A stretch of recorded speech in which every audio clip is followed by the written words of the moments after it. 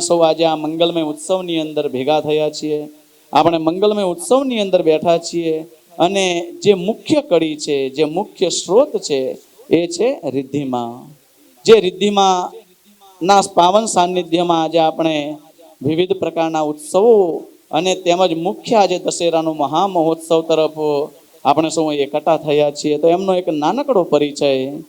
પૂજ્ય ગુરુજીની ગુરુ કૃપાથી પ્રારંભ થાય છે રિદ્ધિમાનો ભક્તિ માર્ગ. આવું કહેવાય છે કે ગુરુ કૃપાથી જ કોઈ પણ સન્માર્ગનો શુભારંભ થાય છે. તો રિદ્ધિમાના જીવનમાં પણ પૂજ્ય ગુરુદેવની કૃપા થઈ અને એમના દ્વારા પૂજ્ય ગુરુદેવની પરમ કૃપાથી રિદ્ધિમાનો ભક્ત માર્ગનો મંગલમય આરંભ થયો છે. સદગુરુ ઓમ ઋષિ સ્વામીના પરમ શિષ્ય રિદ્ધિમા એ કઠોર સાધના અને ઉપાસનાથી મા જગદંબાનો સાક્ષાત કર્યો છે. પૂજા અર્ચના અને મહાઆરતીથી રિદ્ધિમા દ્વારા પૂજિત દુર્ગા દેવી, જેમાં ભગવતી જગદંબાની પ્રતિમા છે, મૂર્તિ છે, એ પણ એક અલૌકિક ઉર્જાનો સંચાર થાય છે. એમાં ભગવતીના દર્શનથી પણ આપણને કેટલો હળવાશ અનુભવ થાય છે. માં ભગવતી રાજરાજેશ્વરી, માં પરાંબા જે બધાની મનોકામના પૂર્ણ કરે છે. માં ભગવતીની જે વૈભવશાળી દિવ્ય મૂર્તિ છે, એમના દર્શન માત્રથી પણ ભક્તોની બધી જ મનોકામનાઓ પરિપૂર્ણ થાય છે અને બધા જ પ્રકારની પીડાઓમાંથી મુક્તિ મળે છે. રિદ્ધિમાં દુર્ગા દેવીના પ્રબળ ઉપાસક છે. નિત્ય પણ એ માં ભગવતીની આરાધના કરતા જ હોય છે. માં ભગવતીની સાથે જ ભગવાન પ્રભુ શ્રી ઘંટાકર્ણ મહાવીર સ્વામીના પણ એ પરમ ઉપાસક છે અને એમના આશીર્વાદ મેળવવા માટે એ વર્ષની અંદર નિરંતર દર મહિને માં ભગવતી જગદંબાના દર્શન કરવા માટે અંબાજી ધામ એટલે કે જે આરાસુરી ધામ કહીએ ત્યાં પણ એ દર્શન કરવા માટે જાય છે.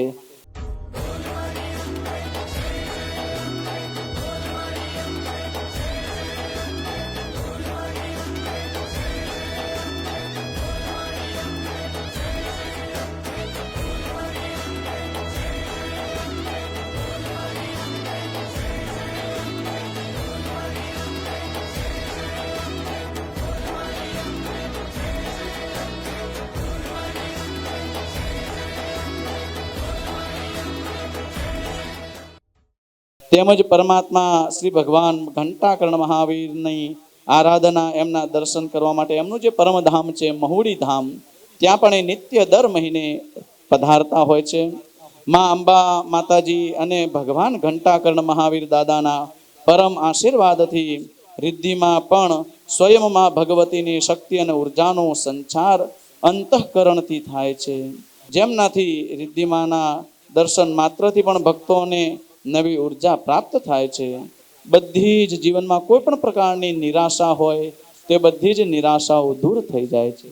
સાથે જ માં ભગવતીની પરમ કૃપાથી રિદ્ધિમાં પોતાની વિશેષ સિદ્ધિઓથી ભક્તજનોના આભા મંડળને વાંચીને હિલિંગના માધ્યમથી એમની શારીરિક અને માનસિક તથા સામાજિક અને આર્થિક પીડાઓને પણ ઘણી જ સરળતાથી દૂર કરી દે છે. સાથે જ રિદ્ધિમા દ્વારા વિશિષ્ટ હિલિંગ પદ્ધતિ જેવી કે કેન્ડલ હિલિંગ અને મુદ્રા હિલિંગ દ્વારા ભક્તજનોને સકારાત્મક ઉર્જા પ્રાપ્ત કરાવવામાં આવે છે. પરમ પૂજ્ય સંત શ્રી સદગુરુ ઓમ ઋષિ સ્વામીની પ્રેરણા અને આશીર્વાદથી રિદ્ધિમાં આત્મશુદ્ધિકરણની જે મંગલમય સાધના છે એ પણ કરાવે છે, જેમાં ઓમકારની દિવ્ય એનર્જી અને માં ભગવતીના આશીર્વાદની ઉર્જા તેમજ ઓમકાર ધામ જે પાનવા તીર્થ છે શંખેશ્વર પાસે, તો ત્યાં બિરાજમાન ભગવાન શ્રી ક્ષેત્રપાળ વીર દાદાના પરમ આશીર્વાદથી ભક્તજનોને પોતાની આભાને મંગલમય, મજબૂત અને શક્તિશાળી તથા લાઈવ એટલે કે જીવંત હોય એવો અનુભવ પણ કરે છે બધા ભક્તો.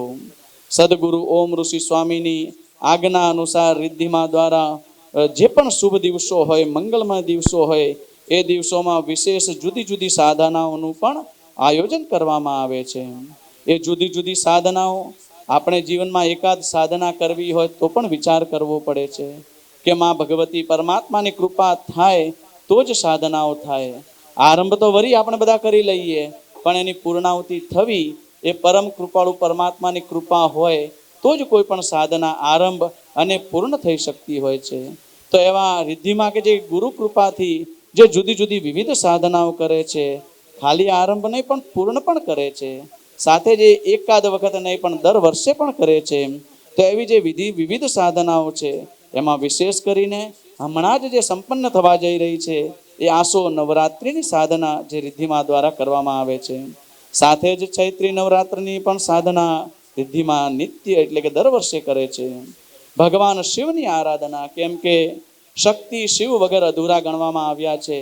તો શિવ અને શિવનો મહાપર્વ એટલે મહાશિવરાત્રિ, એ મહાશિવરાત્રિની પણ એ નિત્ય સાધના કરે છે. જન્માષ્ટમી ભગવાન ઠાકુરની કૃપા માટે જન્માષ્ટમીની સાધના, સાથે જ ભગવાન શ્રી પાર્શ્વ પ્રભુની અનન્ય કૃપા માટે પણ પર્યુષણ પર્વની પણ મંગલમય સાધના, ભગવાન વિનાયકની સાધના એટલે ગણેશોત્સવની અંદર જે ગણેશ ઉત્સવ ચાલે છે ભાદ્રપદ માસની અંદર, એની અંદર ભગવાન ગણેશની ઉપાસના કરવામાં આવે છે. તેમજ દશેરા અને પોષી પૂનમની સાધના, ધનતેરસની પણ સાધના કરવામાં આવે છે. એવી વિવિધ સાધનાઓનો સમૂહ આજે અહીં ભેગો થયો છે. આવું કહેવાય છે કે આપણી જોડે ઘડો હોય, ગાગર હોય, તો એને ભરવા માટે બુંદ બુંદ બુંદ બુંદ આપણે એની અંદર કંઈક ને કંઈક દ્રવ્ય જળ વગેરે પધરાવવું પડે, અને જ્યારે ઘડો પૂર્ણ થાય ત્યારે પૂર્ણ ઘટક કહેવામાં આવે છે. તો એવી જ રીતે રિદ્ધિમાં આખા વર્ષ દરમિયાન વિવિધ સાધનાઓ કરે છે, અને એ પોતાના દિવ્ય બળ દ્વારા, દિવ્ય શક્તિ દ્વારા, ગુરુ કૃપા દ્વારા દરેક સાધનાઓનો મંગલમય પરિણામ સ્વરૂપી આ ઉત્સવ દ્વારા ભક્તોને આશીર્વાદ અને મંગલમય દર્શન મનોકામના રૂપી આપણને બધા એ જે સાધના હોય એનો અમૃત હોય એ અમૃતપાન કરાવવામાં આવે છે. સાથે જ હવે પરમ પૂજ્ય રિદ્ધિમાં કે જેમના પાવન સાનિધ્યની અંદર આજે આપણે આ ભેગા થયા છીએ, તો એ રિદ્ધિમાનું મંગલમય પૂજન કરીશું. એમનું જે મંગલમય પૂજન છે તો હું ઓમકાર સેવાદળના જે પણ બહેનો છે એ બહેનોને વિનંતી કરું કે આપ સ્ટેજ પર પધારો અને રિદ્ધિમાનું મંગલમય પૂજન કરીએ. જ્યારે પૂજન થાય ત્યારે આપણે સૌ માં ભગવતી જગદંબાના જયકાર સાથે આપણે વધાવીશું. ઓમ જય માતાજી. આજની ઘડી તે રળિયામણી,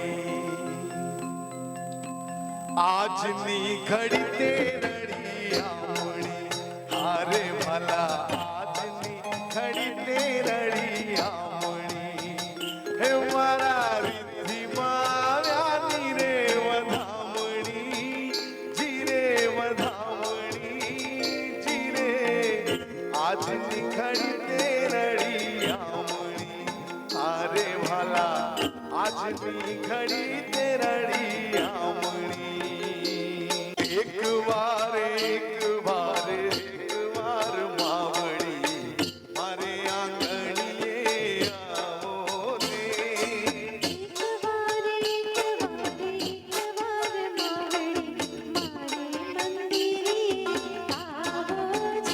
હાલો એક વાર માવડી મારે આંગણીએ પધારો રે.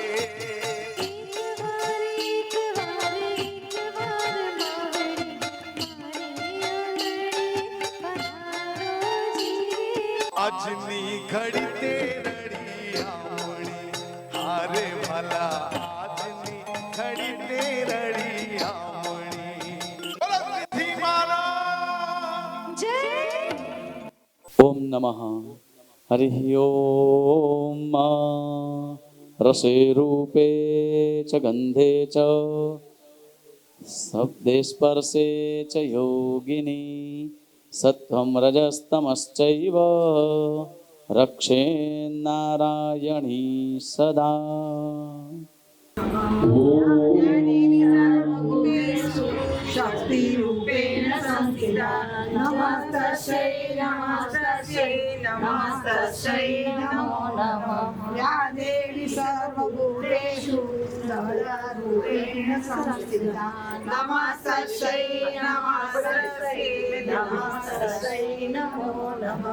યા દેવી સર્વભૂતેષુ શ્રદ્ધારૂપેણ સંસ્થિતા નમસ્તસ્यै નમસ્તસ્यै નમસ્તસ્यै નમો નમઃ યા દેવી સર્વભૂતેષુ શાંતિરૂપેણ સંસ્થિતા નમસ્તસ્यै નમસ્તસ્यै નમસ્તસ્यै નમો નમઃ.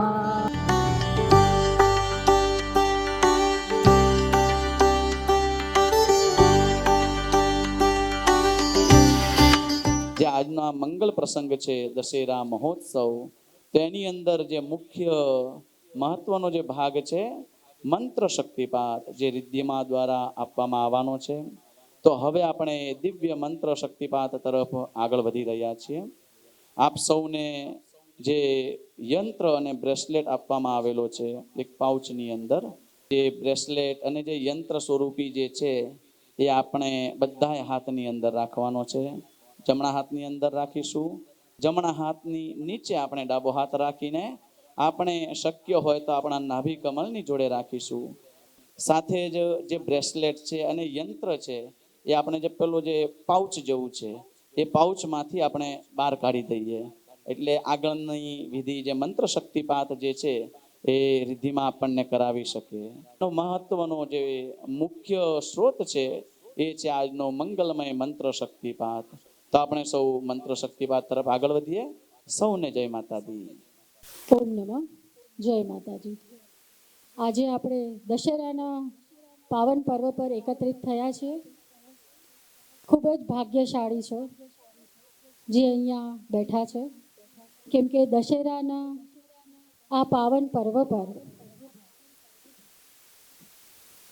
તમને માતાજીનો બોલાવો આવે છે.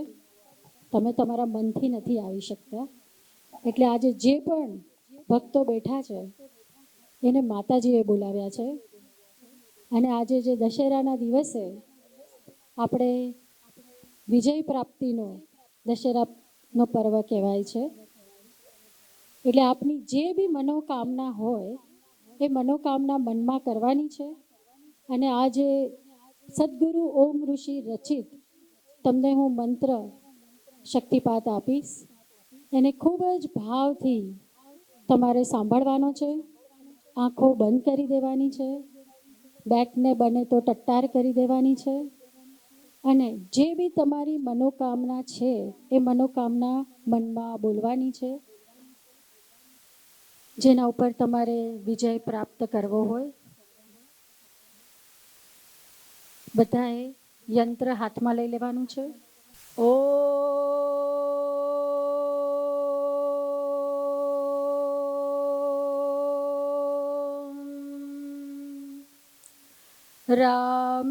રામેશ્વરમ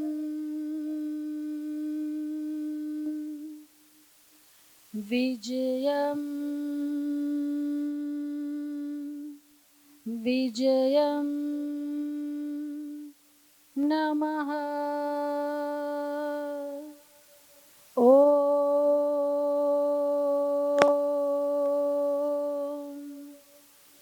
રામેશ્વરમ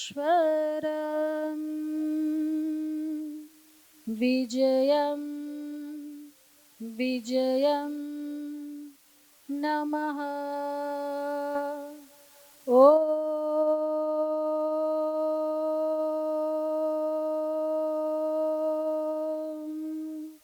રામેશ્વરમ વિજયમ વિજયમ નમઃ. એકવાર મંત્ર મારી સાથે સર્વ ભક્તોએ બોલવાનો છે. ઓમ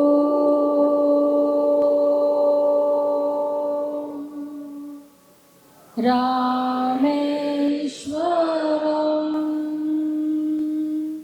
વિજયમ વિજયમ નમઃ. આ જે કાર્ડ આપ્યું છે તમને અને આ જે મંત્ર શક્તિપાત આજે આપ્યો છે, આ મંત્ર શક્તિપાત તમારા ઓરાની અંદર આખું દશેરાથી આવતી દશેરા સુધી આ શક્તિનો અનુભવ કરી શકશો તમે.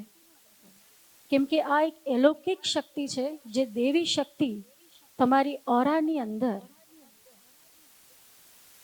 એની અદ્ભુત શક્તિનો અનુભવ તમને કરાવે છે. અને આ તમે અચૂક કરશો, જ્યારે તમે આ સાધના કરવા બેસશો, આ સાધના 15 દિવસની છે. તમારે મનોકામના કરી અને આ સાધના કરવાની છે. તમારી મનોકામના કરી આ સાધના તમારે કરવાની છે. અને જે બ્રેસલેટ આપ્યું છે એ અત્યારે તમારે જમણા હાથમાં પહેરી લેવાનું છે. ઓમ નમઃ. જય માતાજી.